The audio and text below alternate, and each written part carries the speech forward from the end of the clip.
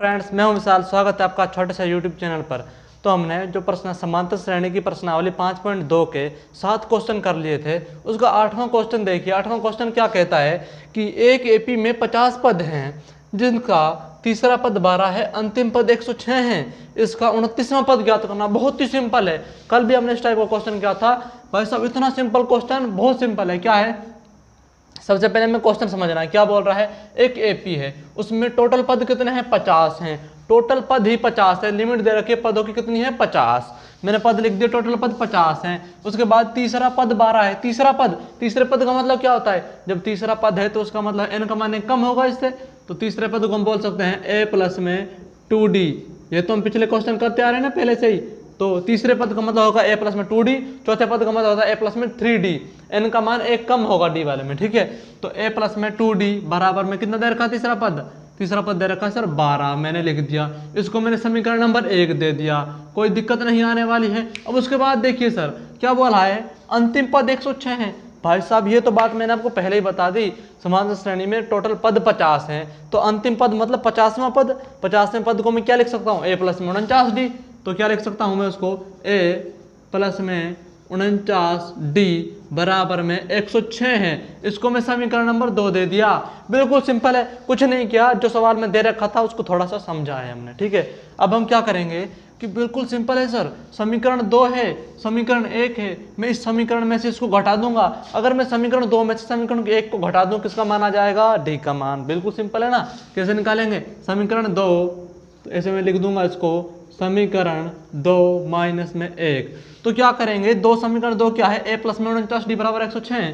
a plus में 49d बराबर में 106 है। और समीकरण 1 है a प्लस में 2d बराबर में कितना है, बराबर में है सर हमारा 12। तो क्या करेंगे, सिंपल सर, कुछ नहीं करना। ये समीकरण 1 था, इसमें से 2 घटा देंगे। घटाते कैसे हैं, माइनस करते हैं ना। ये देखिए माइनस कर दिया मैंने, इनको भी माइनस हो जाएंगे, ये भी आपस में माइनस हो जाएंगे ना। तो कैसे करेंगे, सिंपल सी बात है कि a से a कट गया सर, प्लस का a और माइनस का a कट गया आपस में। अब सर ये बचा 49 में से 2 गए, कितने बचे, 47 बचे। 47d बराबर में, अब ये बताइए सर, ये माइनस का चिन्ह है, 106 में से 12 गए, कितने बचे, 94। बिल्कुल सिंपल है ना, कोई दिक्कत आने वाली नहीं है। 106 में से 12 गए, कितने बचे, 94। अब मुझे ये पता लग गया सर कि एप ये इस टाइप से आया। मैं क्या करना है, मुझे खाली डी का मान चाहिए। तो मैं इसको आगे कर लेता हूँ। यहाँ पर क्या था, 47d बराबर में 94 है। तो मुझे खाली डी का मान चाहिए। 47 फालतू का है, इसको मैं कहाँ भेज दूंगा, 94 के बटे में, भाग में भेज दूंगा सर, क्योंकि गुणा में है तो कहाँ जाएगा, भाग में। अब मैं जब 94 में 47 का भाग दूंगा, 47 दूनी 94, तो डी का मान क्या आ गया, 2। बिल्कुल सिंपल है ना सर, डी का मान निकाल लिया। कैसे निकाला, जो हमको क्वेश्चन ने दे रखा था उसको थोड़ा सा सोल्व कर लिया, उससे हमारा डी का मान आ गया। डी का मान आ गया फटाक से यार, बहुत ही सिंपल था यार डी का मान। तो अब हम क्या करेंगे, अब हमारे पास डी का मान है, हमें किसका मान चाहिए, ए का मान। क्योंकि ये बताइए सर, सवाल ने पूछा है इसका 29वां पद निकालना है। तो हम इतना जो मेहनत कर रहे हैं किसके लिए कर रहे हैं, इस पद के लिए कर रहे हैं सर, ये निकालना है 29वां पद। वहां का मतलब क्या है, ये एन का मान है सर, किसका मान है, एन का। एन का मान निकालना है। तो जब हम एन निकालेंगे, 29वें पद का मतलब क्या होता है, ये बताइए मुझे।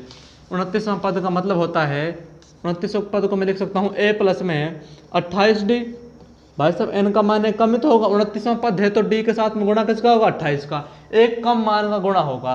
तो a प्लस में 28d का मान निकालना है मुझे। अब मुझे इसके लिए d का मान भी चाहिए और a का मान भी चाहिए। अब मेरे पास d का मान तो आ गया सर, अब a का मान नहीं है मेरे पास, तो a का मान कैसे निकालूंगा, बहुत ही सिंपल है। जो d का मान है इसको समीकरण 1 में या समीकरण 2 में किसी में भी रख दूं, किसका मान आ जाएगा सर, मेरा a का मान आ जाएगा।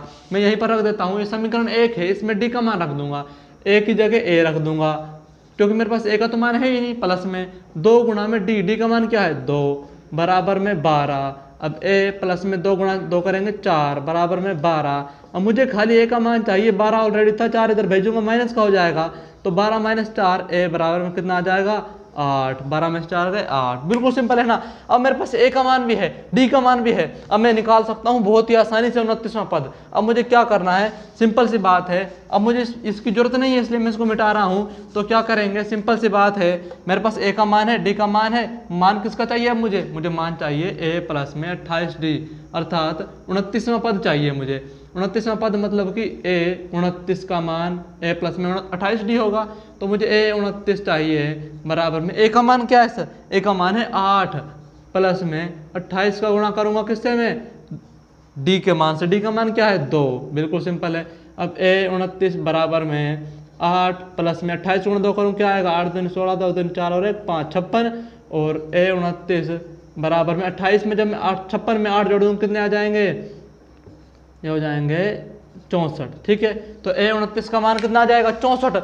बिल्कुल सिंपल है ना, कुछ नहीं किया सर, क्वेश्चन में दे रखा था एपी है टोटल 50 पद हैं, हम समझ गए टोटल 50 है, इसमें एपी में 50 पद हैं, और इसने आगे ये बोल दिया कि जिसका तीसरा पद 12 है, ये पता लग गया तीसरा पद, तीसरे पद का मतलब क्या होता है ए प्लस में 2d, ए प्लस में 2d 12 था, बिल्कुल सर मैंने लिख दिया ए प्लस में 2d 12 है। और उसके बाद अंतिम पद 106 है, अंतिम पद 106 है, थोड़ा दिमाग लगाओ, टोटल पद कितने हैं समांतर श्रेणी में, टोटल पद है 50, तो अंतिम पद मतलब लास्ट वाला पद, लास्ट वाला पद कौन सा होगा, 50वां पद होगा ना, और 50वें पद का मान क्या होता है, 50 पद का मान का सूत्र होता है हमारा a प्लस में 49d, क्या होता है a प्लस में 49d, तो मैंने बिल्कुल सा दूसरा समीकरण बना दिया, a प्लस में 49d का मान क्या है 106, बहुत सिंपल है। उसके बाद समीकरण 1 में से 2 को घटा दिया, 2 में से 1 को घटा दिया, या आप 1 में से 2 को भी घटा सकते हो, तो d का मान क्या आया 2 आ गया। उसके बाद समीकरण 1 में मैंने d का मान रखा, a का मान आ गया, फिर a के मान से मैंने सॉल्व किया, जब 29वां पद निकाला, 29वें पद का मतलब क्या होता है a प्लस में 28d, या तो इसकी जगह फॉर्मूला भी लगा सकते हो an वाला,